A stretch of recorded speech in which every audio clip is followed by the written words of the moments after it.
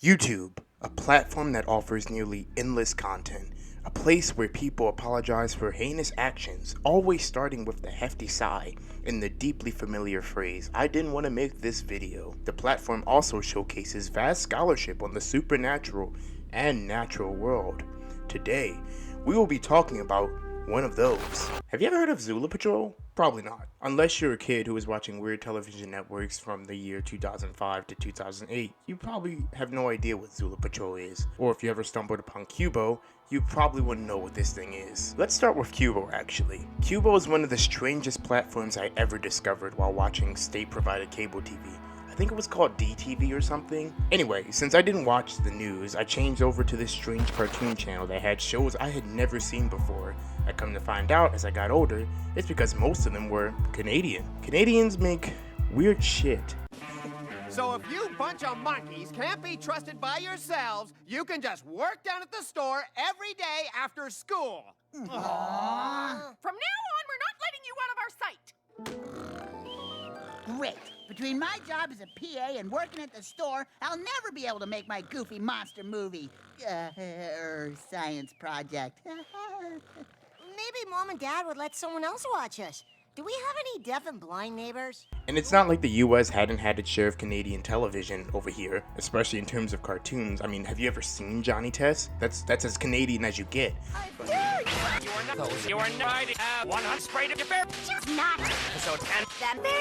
But so much of this channel was just Canadian cartoons, so many niche cartoons with various different styles, not always good looking, but they were varied and different. But all of these were geared towards children and preteens. And I think I want to do a whole series talking about all of the weird Cubo shows that I've watched. And one of those shows was the Zula Patrol. It's a CGI animated television series aimed at preschoolers to third graders. It started airing on public television stations, most of them affiliated with PBS, back in 2005, and ran on Cubo every so often. It also aired on the Christian TV channel, Smile TV.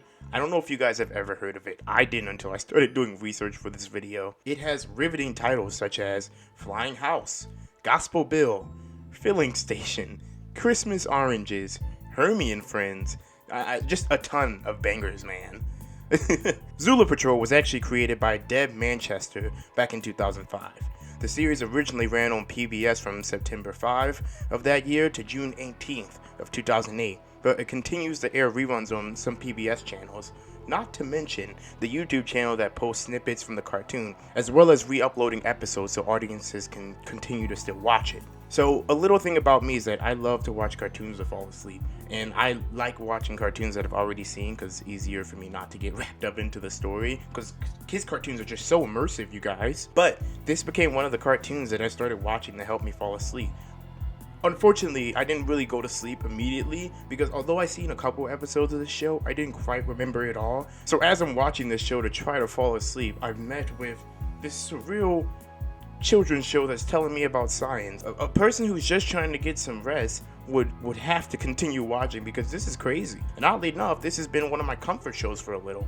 Maybe that's more telling of the mental anguish I've been in. But regardless, I really started to enjoy this show. Not just because it's this surreal kind of nightmare fuel that educates me sometimes, but because it actually has pretty interesting stories that touch on real life topics that I want to share with you guys today. So what does this colorful cast of characters do? Who are the Zula Patrol? Why were they created? What is their purpose? Well, they're cops, basically. They're space science cops. They basically make sure the universe doesn't get ripped apart or life on a planet doesn't go extinct due to the dark actions of the maleficent criminal underbelly of the universe. Yeah, basic cop stuff. Where the show does shine is in its way to educate the audience. It's the bare minimum for an edutainment cartoon to blend education and entertainment. It's literally in the name. But I think this show serves as an excellent example of how to do that in a way that doesn't seem to patronize the audience of dumbass third graders too much. It makes them feel like they're a part of the journey and not in a fourth wall kind of way like in Dora or Mickey Mouse Clubhouse. No, it's in an immersive way like Uncharted. Yes, I'm sticking with it. I'm gonna compare Zula Patrol to Uncharted. I'm sticking with it.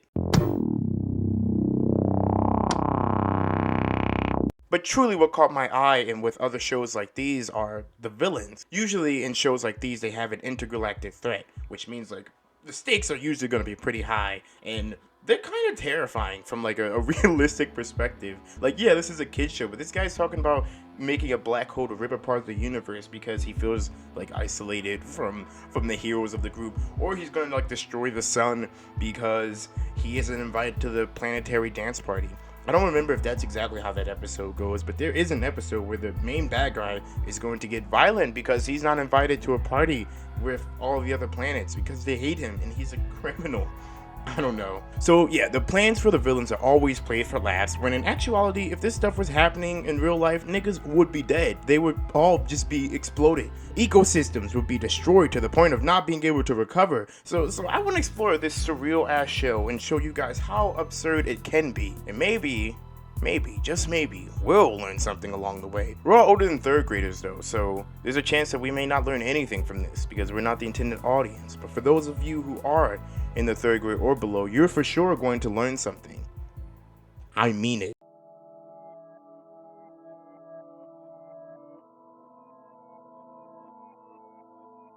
Alright, before we get into the episode, you need to meet your galactic law enforcers. Just imagine this is like that day they have in school where the cops come and tell you that if you lie or steal or cheat during a pop quiz, someone there will be happy to shoot you.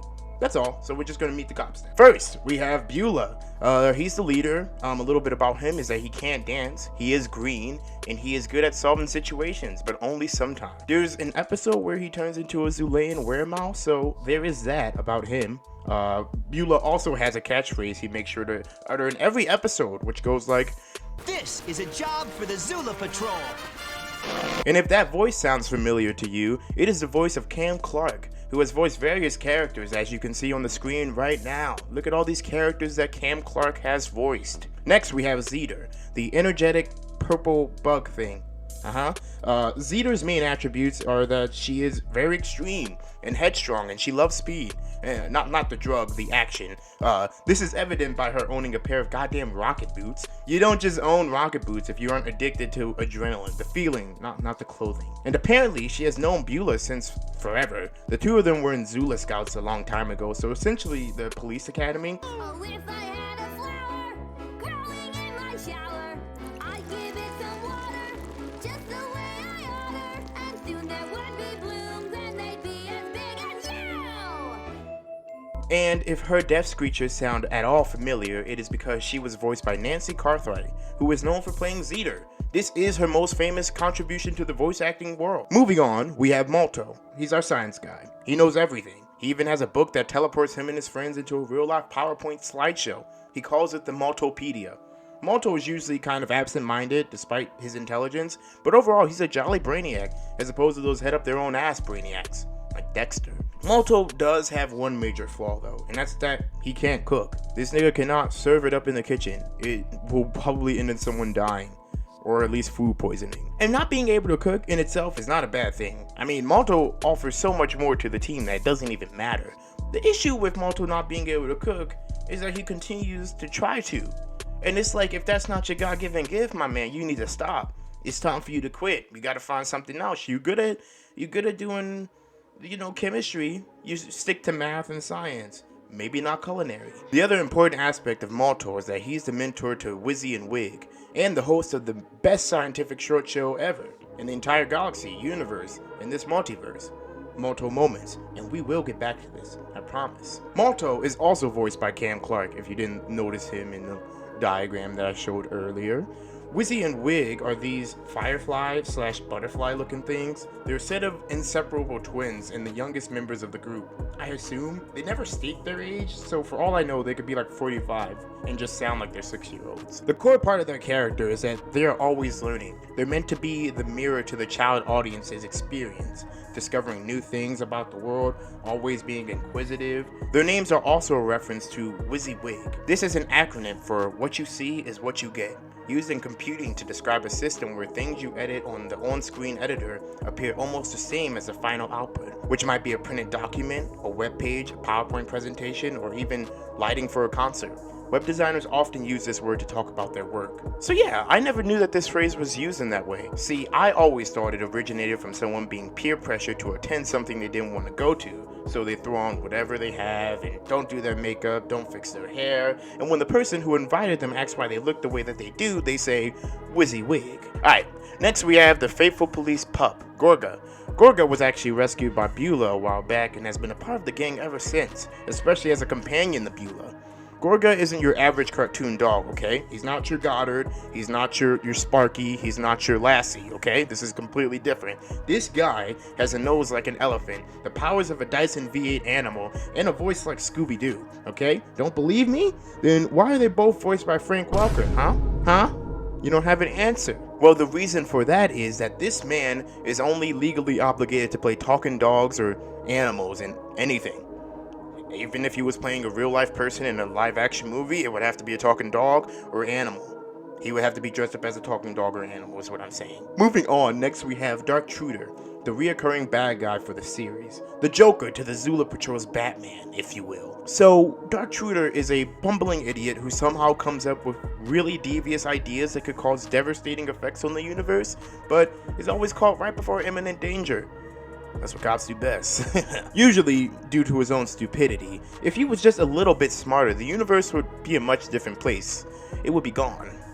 He would succeed in his plans, then the world would be gone because he probably wouldn't foresee that his plans would end in universal destruction. Or he just moves it slightly to the right. Either way, there would be drastic changes in the universe that we know. Well, what Dark Truder does succeed at is having a variety of disguises and accents that he can pull from, as well as a girlfriend/toupee named Traxie. I'm sure we all have one of those. It's a big complicated status to choose on Facebook. Speaking of Traxie, she's the sentient toupee and the voice of reason for the not-so-bright Dark Truder. Though she may have better ideas and is overall more competent, she is just a pawn for this sad, ugly guy.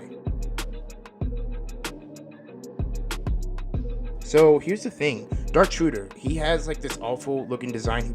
He looks like scary. He looks like an evil Eggman. The Abomination, not the scientist. He has these like weird flesh things on his face where it looks like he just like scratched a sore. It's like you have to take care of your skin. Put some moisturizer on it, brother. And the toupee sentience is so strange, man. It has little to no history in the show. It just is what it is. It's just like on his head. Ew! What his design does very well is that it distinguishes that he's the bad guy.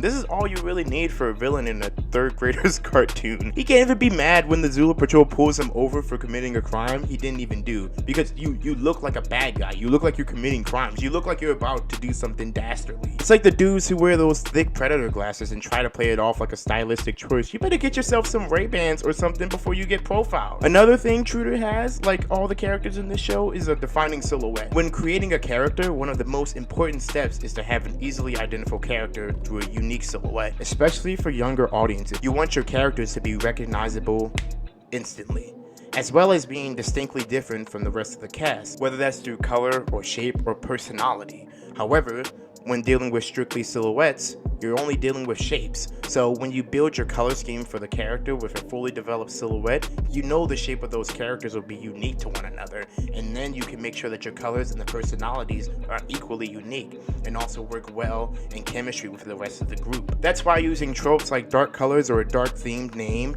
and making him more unappealing than the other characters sets him apart as the bad guy. Even upon the first introduction of him as a character, immediately we know that this guy probably is up to no good, which is what you want from an animated cartoon. While I was watching the show, I started to take notice of how surreal the setting was, and it wasn't just the planets and the crazy color combination. Although the show is highly focused on saturated colors and saturated surroundings, like the neon pinks and greens and oranges and blues every so often, I also saw this through the designs of the various creatures. Literally, some of these episodes feel like pure fever dream hallucinations.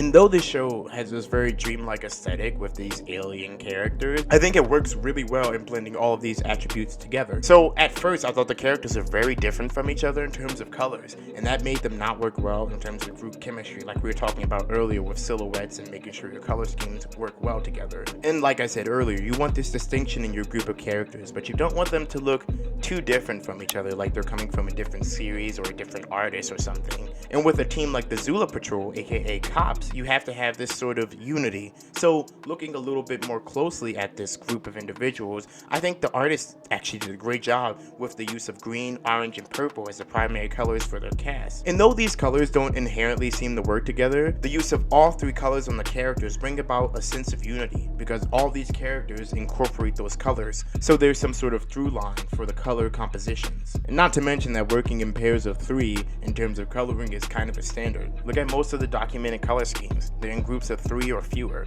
It helps keep the symmetry of the colors together and the unification between them. I think the reason these colors work so well is because it's a slightly analogous color scheme, green, yellow, and orange. And you may be wondering what an analogous color scheme is. And you also may be wondering if I said that wrong. I probably did. It's a color scheme that uses 3 colors, all of which the colors are right next to each other on the color wheel, going to the right. And we see that with green, yellow, and orange. The only outlier in this situation is the purple. But I also don't think that that purple adds too much disturbance in the color composition here, because all it does is add a cool color to the mostly warm combination that we had before. When dealing with color, we also have warm and cool, and you can usually just tell that just by your kind of own intuition. Blue, green, purple, very cool colors.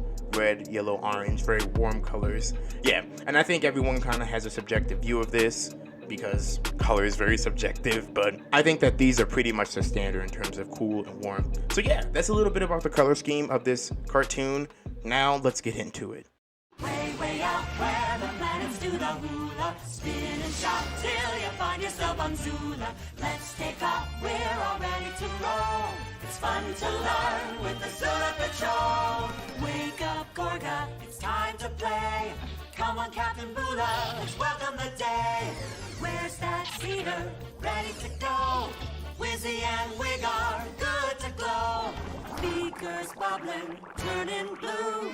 Molto's making something new. Way, way out where the planets do the hula. Spin and shout till you find yourself on Zula. See around poles and mission control. It's fun to learn with the Zula Patrol. Way, way out where the planets do the hula. Spin and shout till you find yourself on Zula. See around poles and mission control. It's fun to learn with the Zula Patrol. So after that banging theme song, we get a terrifying intro from the narrator. Space. Deep, dark, mysterious.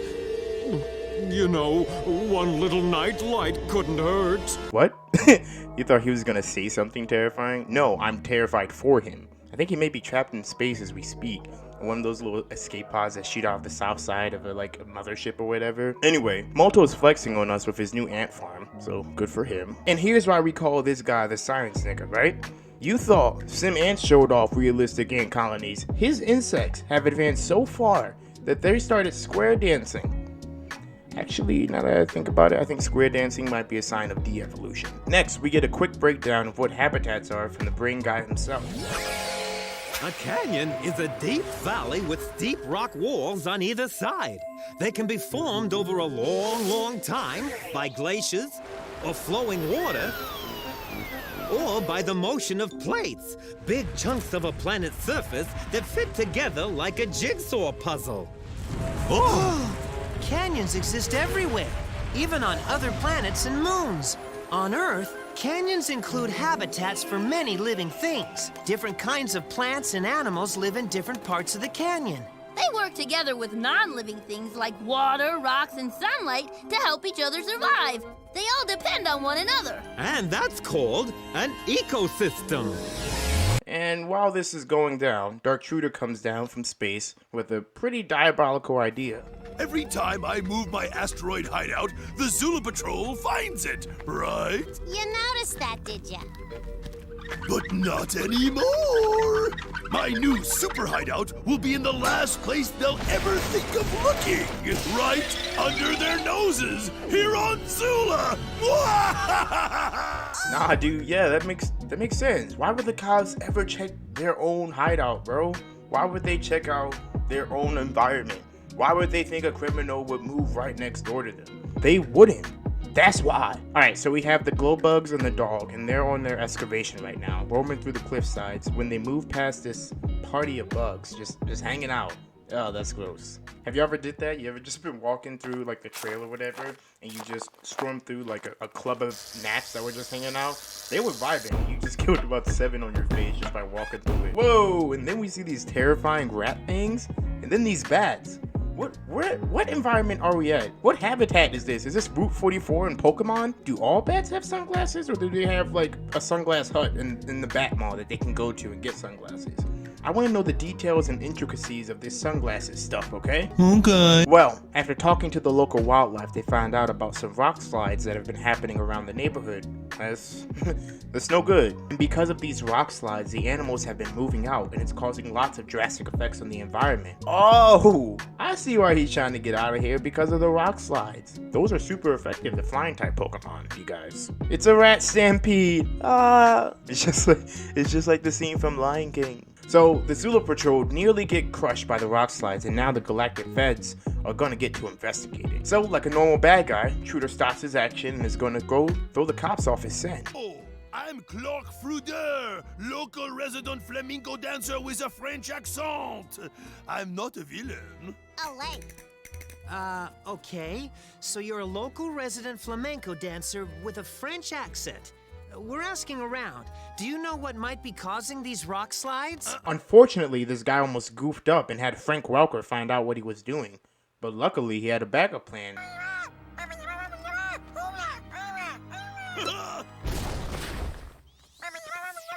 What a beautiful rock sculpture. That cliff? Oh, well, some people say the rocks look like faces if you look at them just right. I don't see it. That actually made me laugh.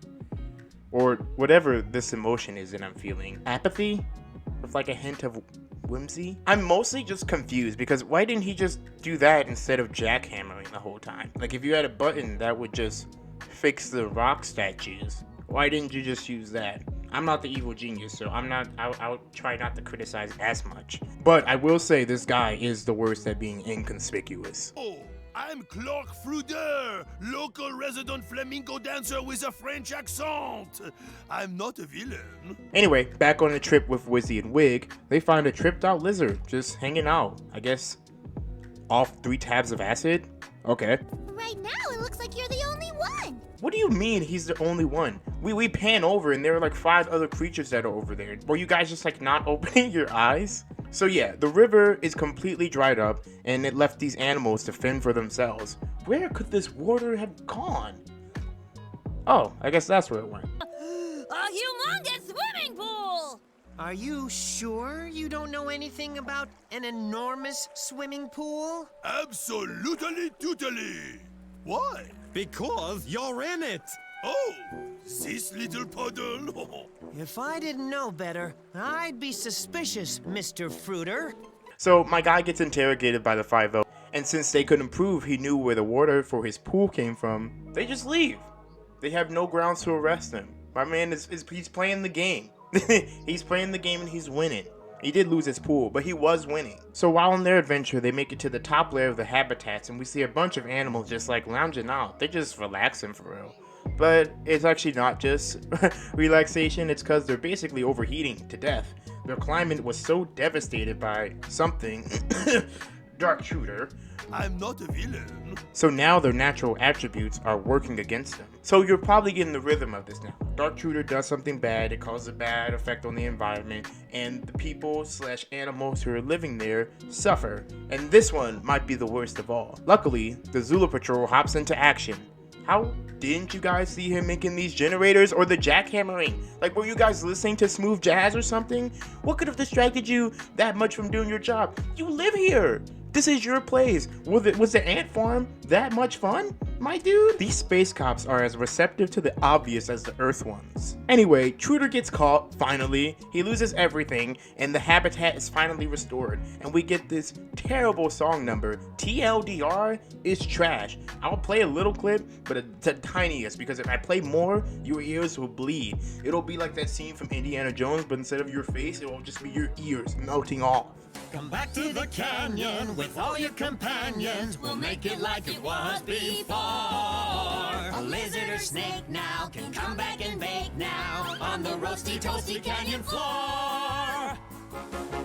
Mountain lions that purr and get snow in their fur. The animals don't even look happy that they're a part of it. Also, I like that on this alien planet, they're just like regular animals, just like regular bunnies and snow leopards, and then there's just the Zula Patrol and that whacked out lizard from earlier. Bug-eyed freaks. Alright, so for this episode, we start in space and we get another short monologue from the narrator, and I guess he's going on a date with his mom? Good for them. Now I know what state this narrator is from.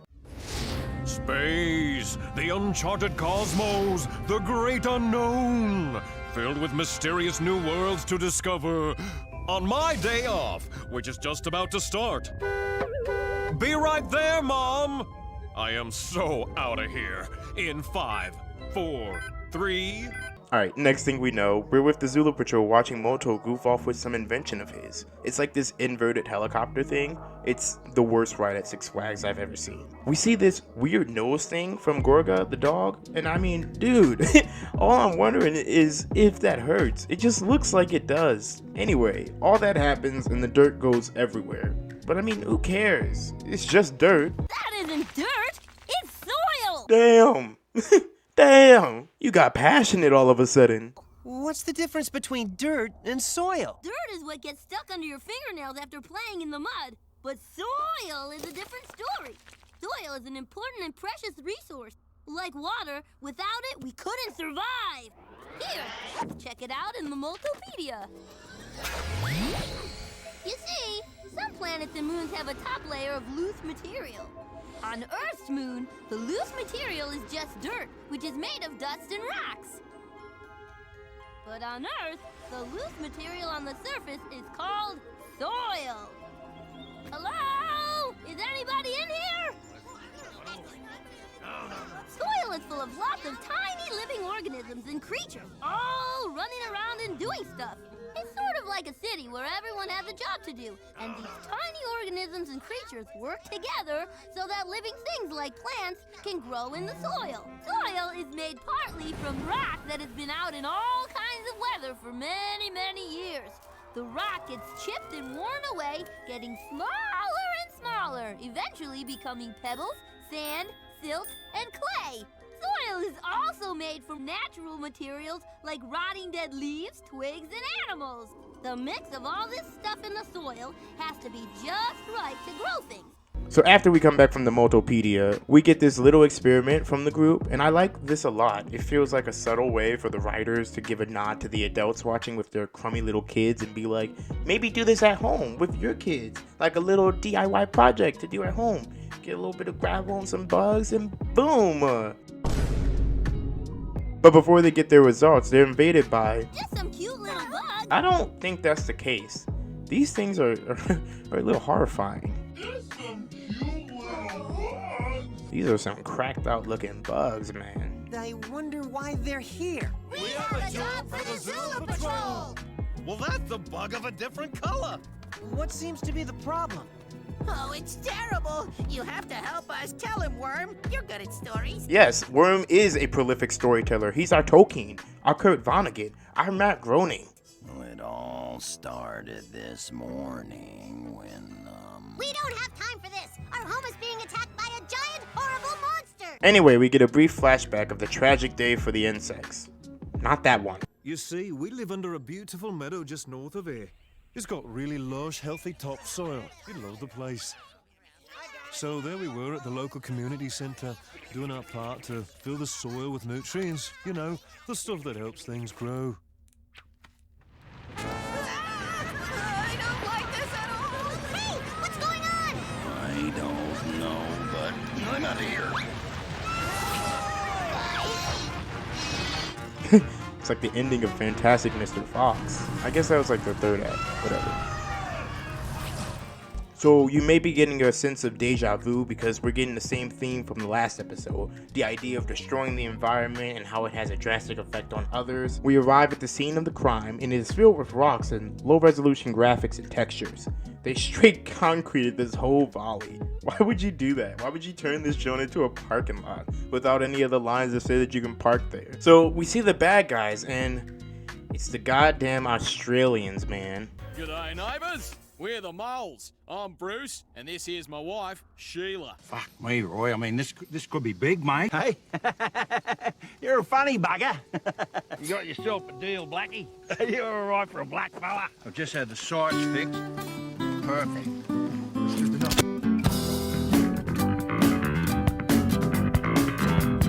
They show off their Flintstone-ass crib, and the cops tell them about their impact on everything in the environment.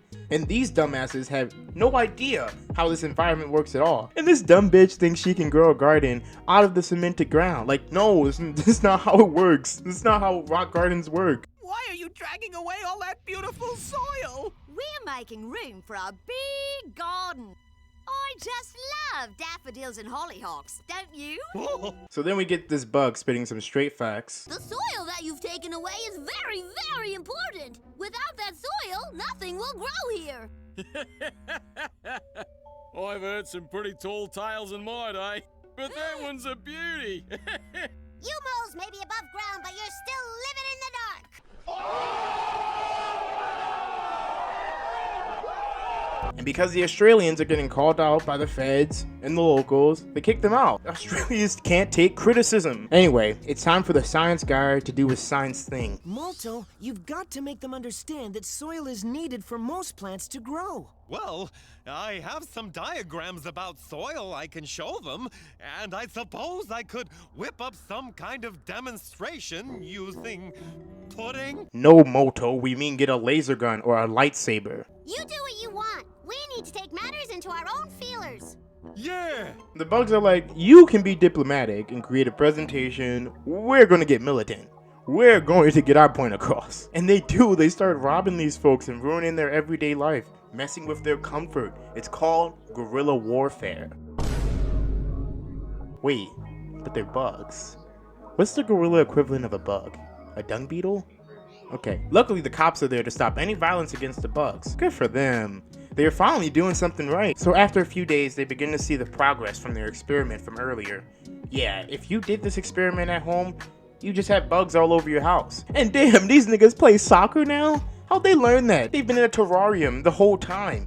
Wait, so ants are like country folk, right? They love to listen to Cotton Eye Joe and square dance. These like alien millipedes are huge soccer stars, right? And dung beetles are the gorillas of the insect kingdom. Alright, I'm starting to finally get how these environments and habitats and ecosystems are starting to work now. I wonder if the dung beetle community had a Harambe incident like we did. So after a science lesson and giving a basic explanation of science, the Australian nemesis finally decide to do the right thing. They definitely should have thought about doing that before drastically dislocating the locals and cementing the land, but you can't prevent all tragedies. It's not like these were like regular bugs either, like little tiny things. These are giant sentient bugs who tell stories. These guys just destroyed their land without even talking about it. So using the invention from the beginning of the episode, they fixed the environment, and instead of kicking the Australians out, the locals actually invite them to stay. Glad to hear it, mate. Well, we'll cover up our house with soil and be on our way then. About that, we'd like to officially invite you to join the neighborhood. There's no reason we can't share this soil. We'd love to! So yeah, with both of those stories, we saw creatures who were living peacefully in a stable environment, but when drastic changes, often unnecessary infrastructure or additions, such as sculptures of themselves or excess generators or laying concrete on an entire valley instead of just your land, and stealing water from a pool that only you can use, they have pretty drastic effects on the environment. There's a running theme of the cost of excess living. That isn't often a cost on you, as in the person living excessively, but rather it is a cost on the environment you live in, or the planet you live on. I think that's where these shows don't quite succeed at. There's a disconnect between the effect on these environments and the Zula Patrol. If we saw their lives affected negatively as well, it would have changed this from being a problem that affects others to a problem that affects you and your comfort ultimately, because it does. Space. My cousin Al has one between his teeth, and he can spit a watermelon seed clear to the Kravitz's bird bath. Which has nothing to do with our show, but I promised Al I'd mention it. Damn, nigga, you didn't have to at him like that. Al didn't ask you to do that. This was an act of vengeance. Anyway, we peek in on Truder checking out some old memories. We also get some angry ass jazz. That's the way I like my jazz. And there's me conquering Zontor. Yeah, and there's the Zula Patrol stopping your freeze ray cold. Oh, look. That's me invading the Crab Nebula. And that's the Zula Patrol catching you in your own giant crab net. Those Zula do-gooders have stopped me at every turn. But that's all over. Now I have a better plan. How to succeed at being a really good villain. This book has a brilliant step-by-step plan for success. With it, I'll finally become the most powerful villain in the universe. So I was going to come at him about not looking at this book sooner, but there's good information in tons of books, and I haven't read them, and I won't. I don't read. Yes, show me how. The secret is to start small. Instead of trying to take over the whole universe, begin by taking over Zula, one tiny patch of land at a time. Oh! There's an audiobook? The only reason this dude got an audiobook is because this nigga can't read either. Also, this book is telling you to attack the planet where the cops live at. You tried that. Where you tried living there inconspicuously. But what's a setup? They setting you up, man. Stop reading it. I'm taking a nap. Wake me when the Zula Patrol gets here. She already knows you're a failure, King. So now we get a shot of the water park on planet Zula, and we see some kids playing in the water. I love this shot because you expect those kids to be like regular size, and then they pan over, and they're larger than the majority of the buildings in the goddamn water park. These kids are enormous and just splashing around. They're gonna cause a tsunami like this. Yeah! Where else can you drink the water, and where the glasses are had? You can do that at almost any place if you want. But sure, I guess this is the only place you think you can do it at. So Zeter finally calls out Malto about being a freak about water, and in response he pulls out his weird book at the water park. I love water so much, I'd give it a hug if I could. Oh, come on. Sure, water's nice, but it's just water. Water is one of the most important things in the entire universe. Let me show you what I mean with my Multopedia. No, he did not bring this molecular displacing literature to the water park. You know, now I'm thinking about if there was someone like Malto really around all the time. You make a joke about something slightly scientific and he starts spitting Wikipedia facts about the subject, or you're like trying to eat a cookie or something and he just starts reading off the list of ingredients that are inside and what their chemical equations are. Like, damn nigga, I'm just trying to enjoy my food. You don't have to always be Bill Nye about it. Jesus. And every living thing must have water to drink. What else can water do, Malto? Water can be mixed with things to make other things. Yeah, we can mix it with coloring to make paint, or with lemons to make lemonade, or even with dirt to make mud. Hey! So, and now this nigga is singing. Again, another music number. And Zeter is joining in. This is great. I'm glad everybody is singing now.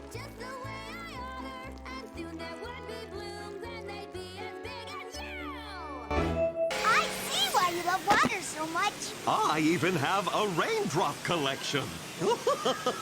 Tell me you get no bitches without telling me you get no bitches, brother. So now we see Truder in another disguise, and he has an ad for us. Okay, yeah, sorry, this actually is sponsored by Dark Truder. I didn't make this as a paid advertisement in my video because I like breaking FCC law. I don't know if that's an FCC law. Might be a PETA law, but... Well, guess what, kids? I'm taking all the water fun out of my water park. Huh? Because I've got something even more fun in store for you. I call it Glub Glub.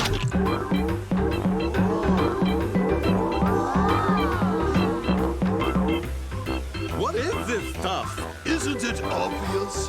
Blub Glub is 1 part blub and 3 parts glub. The blub glub or glub glub, it's something. It's a mixture of like water and pink sauce. So before more questions can be asked, the masses are in love with it. They all start racing towards this newfangled device, and he shoots a missile into the air, sending the concoction all over the place, which is kind of gross. You should have got everyone's permission before you just do some stuff like that. But the Zula Patrol is a little weary of this, but not all of them. So nothing will be done. Besides, it's too late anyway because everyone involved, even the people who didn't want to be involved, are now trapped by this sticky substance as it latches onto the bodies of those who are playing with it, or those who are just in the water. Also, these bugs like Wizzy and Wig, they're barely stuck. They're like flying and stuff, but they aren't helping. They aren't trying to escape. They're just saying like they're stuck. Like, just fly away, you guys. And here is where we see like literal eco-terrorism. This guy damages the water supply, aiming to destroy the planet by getting rid of water holistically on the entire planet, just like eradicating life. There's no water, there's no life. And every living thing must have water to drink. This guy is insane. The only one not stuck in the water is Gorga, who does this gross thing with his nose. I mean, this is nasty, man. He literally has any power they need. They just have Gorga eat it all up because he's just able to do that. So during all of this cleanup and chaos, Molto has like this brainstorm, and it's a pretty clever idea that also uses the idea of changing states of matter, which is another element they touch on in these episodes. I mean, it's a kids' science show. They're going to talk about matter. It's a matter of importance. I'm so sorry. Overall, a clever way to handle the situation. And now, everybody here has a free yoga mat, and the water is saved, so overall, a happy ending.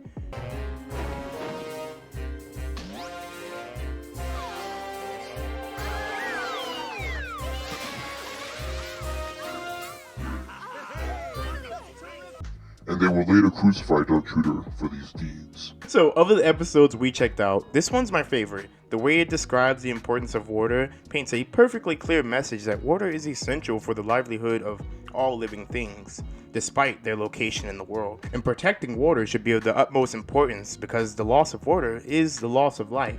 It also reminds me that water is essential for everyone. I know that's like an obvious statement, but with the conditions in the world, you'd be surprised. If their life is important, their access to water should be made as easy as possible. Those two terms are nearly interchangeable, water and life. Without water, most creatures don't have life for very long, that is. It's unfortunate that many places across the world struggle with this for historical and usually capital-driven reasons. However, that problem is not only in countries across the ocean, that happens here, in the United States. Even in one of the wealthiest countries in the world, there's this struggle, like way more than you expect for a country with this much to spend on weapons. I mean, of all the businesses to get into, water has to be one of the best ones. As we learned, it's essential for life, something people are always going to need, not just for their survival, but for their convenience, cleanliness, and for their cool concoctions. It's an infinite market of people to advertise to. I'm surprised we haven't gotten air companies yet as well, you know? Just give it some time. Because even kids' television recognize that water is a key source of life. It is the ultimate solution. It breaks down what can't be broken down sometimes. It cannot be made. It's invaluable. So those were a few of the Zula Patrol episodes. I want to say thank you for watching and listening to me talk about these. And I'm so sorry that I put you through watching this kid show. Please leave a hate comment if you'd like. I also want to say it's been very hard for me to hold in all of this knowledge to myself about this show. The burden that I've been carrying for you all is quite heavy. But more importantly, I hope you guys had a blast because I sure did. I also hope that you saw what I was talking about in the beginning, about this being a pretty good example of a good kids science show. It's imaginative, its storytelling is compelling for a kid's audience, and even kind of horrific for an adult that's watching. But more than anything, it succeeds in teaching the audience something scientific about the strange universe we live in, while also providing a wacky world for kids to daydream about and watch. And hell yeah, people are daydreaming about Zula Patrol in their downtime. I mean, I can't be the only one who's doing that. Anyway, I have omitted one important part of these wonderful episodes from you guys, and that's the Malto moments. These are Malto sideshows that he does with a beaker and like test tubes. They're talking beakers and test tubes. I should probably clarify that. It's very important. He has these talking beakers and stuff, and they do like a little synopsis of the show's lesson. They're pretty Fever Dream-esque. To say the least. So for the final part of this video, I'm going to be watching them with you guys. Let's get into this. All right, everyone. It's time for our Malto moment. Why are you yelling? I'm right here. You don't need to scream. Do you know the difference between dirt and soil? Sure! Dirt is what you track into the house! And soil's what you put on pancakes. What? Where'd you get that? Your pancakes suck. Bikini, that's syrup. That could be good too. Alright, you guys, you know what to do when you get home. Go ahead and try you some syrup. I mean, you guys know what to do when you get home. Go ahead and try you some dirt or some... Sorry, there's a difference between dirt and soil. I literally missed the point of the lesson. But go ahead and put you some syrup. Go ahead and put you some soil right on top of your pancakes. Let me know how that joint is in the comments, please. Actually, dirt is made of just dust and rocks, but soil is made partly from natural materials. That's right. So you want to be very specific when you're talking about a dirty ass nigga. You want to make sure that they are covered in dirt and like dust and stuff and little rocks. That's what you want to make sure. But if they got like natural stuff on them, like if they got like bugs and stuff in their hair or whatever, or they have like, they just like got like an aroma, or like they start growing like mushrooms on top of them, do not call them a dirty ass nigga. Call them a soil ass nigga. Like rotting dead leaves, twigs, and animals. And we need soil in order for most plants. Is the soccer ball? Like, is that just a straight up soccer ball? Is that like, or is that made up of like twigs and rocks? I just want to know how they got that. And many other living things to grow. Soil is also made from rock that has been out in all kinds of weather for many, many, many years. It gets chipped and worn away, eventually becoming pebbles, sand, silt, and clay. Rocks go through so much, dude. Like, you guys should really take more time to talk to your local rock. You know what I'm saying? As it gets smaller and smaller and... Got him in snack bite mode. I'm a little too good at explaining this stuff. Oh my god, the bugs look horrified. They look like they're just as confused. Alright, next one. Hello, knowledge buffs. You're just in time for our Malto moment. Do you remember what drink is necessary for life to exist? Fruit Punch, Monster Energy, or Red Bull? Hot cocoa with marshmallows? Yo, actually I changed my answer to his. That's a good one, brother. Not exactly. I be telling y'all something new every week and you just instantly forget it. Do you know? That's right. Plain old water.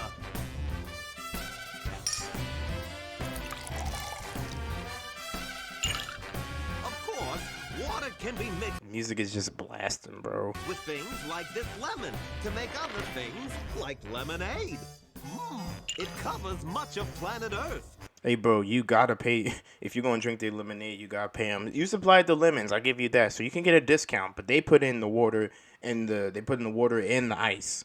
I mean, that beaker gave up half of its substance. Like, I don't. You have no idea what kind of impact losing your liquid at a beaker can cause.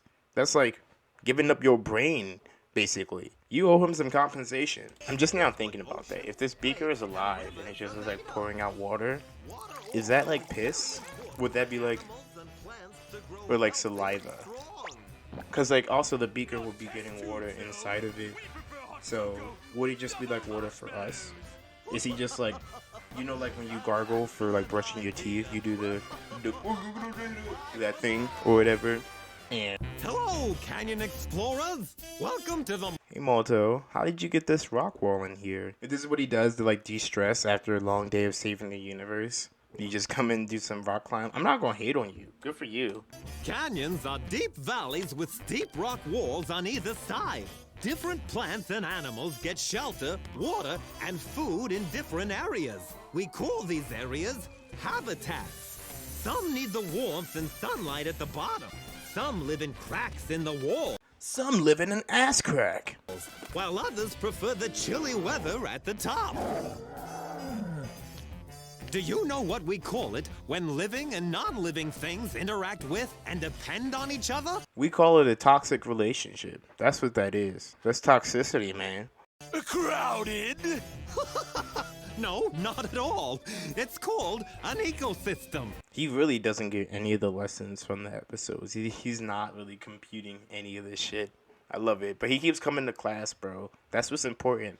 Like, that's a life lesson for, like, college, too.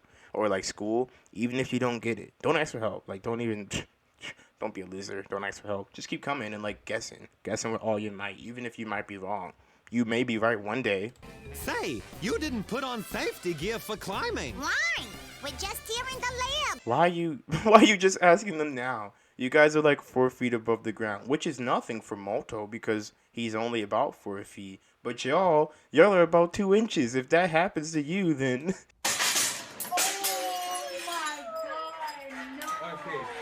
But now you're high off the ground, and you're made of glass. Oh! Well, as they climb down, we'll say bye-bye. Thank you for watching the video. See you guys next time. Bye.